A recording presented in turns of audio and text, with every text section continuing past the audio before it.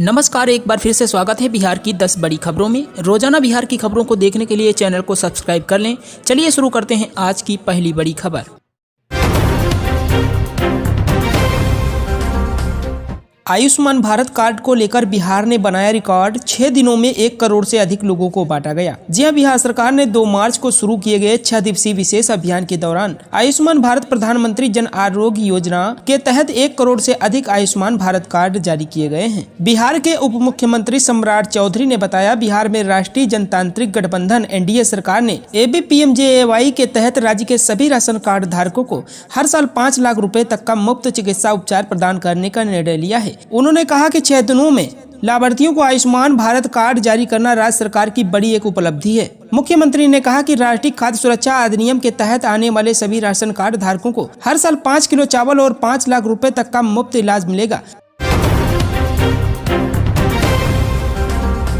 पोखर में डूबने से 1.5 साल की मासूम बच्ची की मौत, परिजनों का रो रो कर हुआ बुरा हाल। जी बिहार के बेतिया में रविवार दोपहर बाद पोखर में डूबने से एक 1.5 साल की बच्ची की मौत हो गई। घटना जिले के मैनाटांड थाना क्षेत्र के सुखलही गांव की है। मृत बच्ची की पहचान सरन मियां की 1.5 साल की बच्ची रबैया खातून के रूप में की गई है। वही घटना की सूचना मिलते ही मौके पर पहुंची पुलिस शव को कब्जे में लेकर आगे की कार्रवाई में जुट गई। जानकारी के अनुसार सुखलही गाँव में रविवार दोपहर बाद ग्रामीण सरन मियां की 1.5 साल की बच्ची रबैया खातून खेलते खेलते पोखर में गई थी। लोगों के आसपास न होने के कारण पोखर में जाते वक्त बच्ची पर किसी की नजर नहीं पड़ी। जब घर वालों ने बच्ची को खोजना शुरू किया तो थोड़ी देर बाद पोखर में उतराता हुआ एक शव दिखाई दिया। इसके बाद तुरंत लोगों ने पोखर में घुसकर शव को बाहर निकाला तो देखा कि सरल मियां की बच्ची रबैया खातून का शव है। इसके बाद अबोध बच्ची की मौत को लेकर परिजनों में कोहराम मच गया। बच्चे की मां अफसाना खातून सहित परिवार वालों का रो रो कर बुरा हाल है। बताया जा रहा है कि मृत बच्ची के पिता सरल मियां जीविकोपार्जन के लिए दूसरे प्रदेश में गए हैं। बिहार में अब नहीं चलेगी चिराग पासवान की मनमानी, एनडीए में शामिल हो सकते हैं मुकेश सहनी। जी हां दोस्तों, आपको बता दें, बिहार में सीट शेयरिंग को लेकर दोनों ही गठबंधन वेट एंड वॉच की नीति पर काम कर रहा है। अभी तक किसी भी खेमा ने सीटों के बंटवारे को अंतिम रूप नहीं दिया है। नीतीश कुमार के साथ आने से एनडीए के समीकरण बदल गए हैं। ऐसा माना जा रहा है कि जेडीयू और बीजेपी के बीच सीट बंटवारे को लेकर आपसी सहमति बन गई है। हालांकि चिराग पासवान ने मौन साध लिया है, बीजेपी को अपना तेवर दिखा रहे हैं। इस सब के बीच जो खबर सामने आ रही है वह लोजपा आर के प्रमुख की परेशानी बढ़ा सकती है। विकासशील इंसान पार्टी वीआईपी और भाजपा के बीच बीते कई दिनों से गठबंधन को लेकर बात चल रही थी। अब जो खबर सामने आ रही है उसके मुताबिक वीआईपी के एनडीए में शामिल होने पर सहमति बन गई है। वीआईपी के मुखिया मुकेश सहनी जल्द ही दिल्ली की यात्रा कर सकते हैं। वहां उनकी मुलाकात बीजेपी नेतृत्व से हो सकती है, जिसमें सीट को लेकर बात फाइनल हो सकती है। अब जमीन का रसीद कटवाने के लिए नहीं लगाने होंगे ब्लॉक के चक्कर, आ गया बिहार सरकार का नया नियम।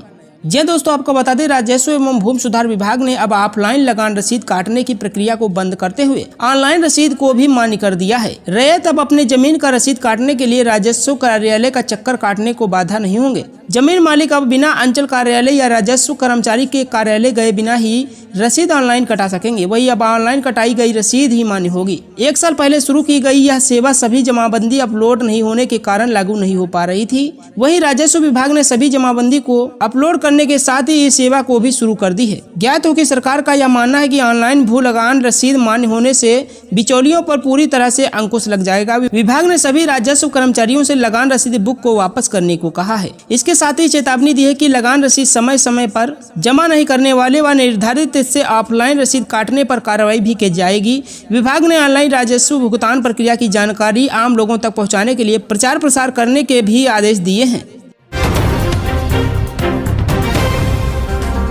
प्रदेश के 8000 छोटे सरकारी भवनों पर लगेगा सोलर ऊर्जा सिस्टम, 200 मेगावाट होगी क्षमता। जल जीवन हरियाली अभियान के तहत प्रदेश के अलग अलग जिलों में स्थित 8000 छोटे भवनों पर ग्रिड कनेक्टर सोलर सिस्टम लगाए जाएंगे। इस क्रम में बिजली कंपनी 200 मेगावाट क्षमता के सौर ऊर्जा सिस्टम को तैयार करेगा। इसके लिए जल्द ही निविदा की प्रक्रिया प्रारंभ होनी है। हाल ही में बिजली कंपनी ने 65 मेगावाट सोलर एनर्जी सिस्टम के लिए निविदा की थी। इसमें से 50 मेगावाट का कार्यदेश जारी कर दिया है। बिजली कंपनी के संबंधित अधिकारी ने बताया कि जिलों के बड़े सरकारी भवन जिसमें समाहरणालय भी शामिल है, छतों व ग्रिड कनेक्टर सोलर सिस्टम लगाए जाने की प्रक्रिया पूरी कर ली गई है। अब छोटे छोटे सरकारी भवनों पर ग्रिड कनेक्टर सोलर सिस्टम स्थापित होने हैं। बिहार की 35,000 छात्राओं को नीतीश कुमार का बड़ा तोहफा, मिलेगी बिल्कुल फ्री कोचिंग। जब बिहार के अन्य पिछड़ा वर्ग कन्या आवासीय विद्यालयों की 35,000 छात्राओं को नए सत्र में निःशुल्क कोचिंग दी जाएगी। इस संबंध में पिछड़ा वर्ग और अति पिछड़ा वर्ग कल्याण विभाग ने सभी जिलों को निर्देश जारी किया है। निर्देश के मुताबिक आवासीय सुविधा के तहत ऑनलाइन पढ़ाई और निःशुल्क में मेडिकल एवं इंजीनियरिंग की कोचिंग के लिए छात्राओं को प्रोत्साहित किया जाएगा। पिछड़ा वर्ग एवं अति पिछड़ा वर्ग कल्याण विभाग ने सभी 38 जिलों में स्थित अन्य पिछड़ा वर्ग कन्या आवासीय उच्च माध्यमिक विद्यालयों में ऑनलाइन पढ़ाई की व्यवस्था की है। इससे एक शैक्षणिक सत्र में 35,000 से ज्यादा लड़कियों को ऑनलाइन पढ़ाई का लाभ मिलेगा। लड़कियों को विषय के मुताबिक हार्ड कॉपी उपलब्ध कराई जाएगी। सभी कन्या आवासीय विद्यालयों में इसकी तैयारी पूरी हो चुकी है। छात्राओं को जेईई एवं नीट आदि प्रतियोगिता परीक्षाओं की तैयारी कराने वाले नामचीन कोचिंग संस्थानों से तैयार स्टडी मटेरियल हार्ड कॉपी एवं सॉफ्ट कॉपी में दिया जाएगा। देश विदेश में बिहारी कलाकारों का प्रचार प्रसार करना है अंजनी कुमार सिंह।